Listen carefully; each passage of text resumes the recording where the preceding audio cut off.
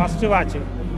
വെറൈറ്റിയാണ്, നന്നായിട്ട് മേക്കിംഗ് ഒക്കെ നല്ല രീതിയിൽ തന്നെ എടുത്തിട്ടുണ്ട്. അതുപോലെ അനുശ്രീയും മകളുമായിട്ടുള്ള സീനുകളൊക്കെ വളരെ ടച്ചിങ് ആയിട്ട് വന്നിട്ടുണ്ട്. ഇതിന് വെറൈറ്റി പടത്തിനെ കുറിച്ച് ഇപ്പോൾ കൂടുതലൊന്നും പറയാൻ പറ്റില്ല, ഇപ്പോൾ ഇറങ്ങിയിട്ടേ ഉള്ളൂ.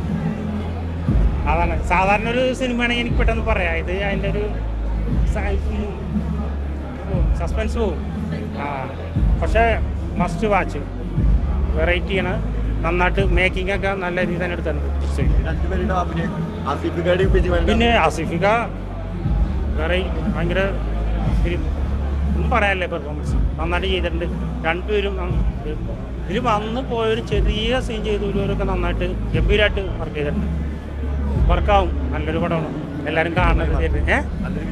വിജയം. Thank you. അപ്പോൾ എല്ലാവരും പടം കാണുക.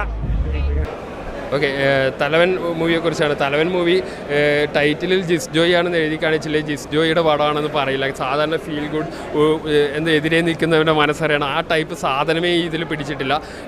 പിന്നെ എടുത്തു പറയേണ്ട, ഇതിനകത്ത് നമ്മൾ ബിജു മേനോനും ആസിഫ് അലിയും തമ്മിലുള്ള ഒരു clash, ego clash, Ayyappan Koshy model പ്രതീക്ഷിച്ച് ആ സാധനം അങ്ങനെ ഈഗോ ക്ലാഷ് ഉണ്ടെങ്കിൽ തന്നെയും അവരുടെ മാത്രം കേന്ദ്രീകരിച്ചല്ല ഈ സിനിമ പോയിരിക്കുന്നത്. അതെനിക്ക് വളരെയധികം ഇഷ്ടപ്പെട്ടു. കാരണം സിനിമയിൽ വളരെ രണ്ടോ മൂന്നോ സീനിൽ വരുന്ന ആൾക്ക് പോലും കൃത്യമായ ക്യാരക്ടറുണ്ട് ഈ സിനിമയിൽ. സിനിമയുടെ അവർക്ക് ആവശ്യമുള്ള രീതിയിൽ ഒരുപാട് കഥാപാത്രങ്ങളുണ്ട്. എല്ലാവരും വളരെ സേഫായിട്ടുള്ള, ദിലീഷ് പോത്തനാണെങ്കിലും കോട്ടയം നസീർ ആണെങ്കിലും ഇതുപോലുള്ള എല്ലാ താരങ്ങളും വളരെ സേഫ് ഹാൻഡ്സിലാണ് വന്നിരിക്കുന്നത്. അതുപോലെ അനുശ്രീയും മകളുമായിട്ടുള്ള സീനുകളൊക്കെ വളരെ ടച്ചിങ് ആയിട്ട് വന്നിട്ടുണ്ട്. ഇതിനിടയ്ക്ക് സിനിമയെ പറയുന്നുണ്ട്, സ്ത്രീ കഥാപാത്രങ്ങൾ എവിടെയാണ് നമ്മുടെ സിനിമയിൽ നിന്ന് പോകുന്നുള്ള ചർച്ച നടന്നുകൊണ്ടിരിക്കുന്ന സമയത്ത് ഇതിനകത്തുള്ള സ്ത്രീ കഥാപാത്രങ്ങൾ വളരെ കുറച്ച് സീനുകൾ ഉള്ളെങ്കിലും ഈ സിനിമയെ വളരെ ഇമ്പാക്റ്റ് ചെയ്യുന്ന രീതിയിൽ അവരുടെ പെർഫോമൻസ് പുറത്തെടുക്കുന്ന രീതിയിലുള്ള ഒരു ഗംഭീര കഥാപാത്രങ്ങളാണ് മിയ ആണെങ്കിലും അനുശ്രീ ആണെങ്കിലും ചെയ്തിരിക്കുന്നത്.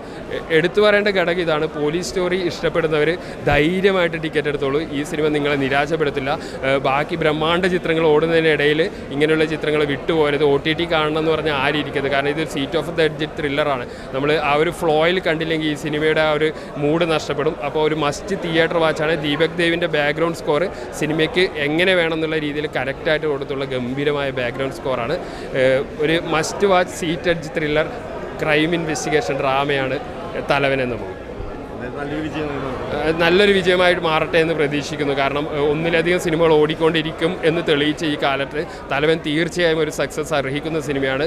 വേർഡ് ഓഫ് മൗത്തിലൂടെ ഈ സിനിമയ്ക്ക് കൂടുതൽ ആൾ വരും. ഈ സിനിമ സക്സസ് ആവുന്ന കാര്യത്തിൽ യാതൊരു സംശയമില്ല.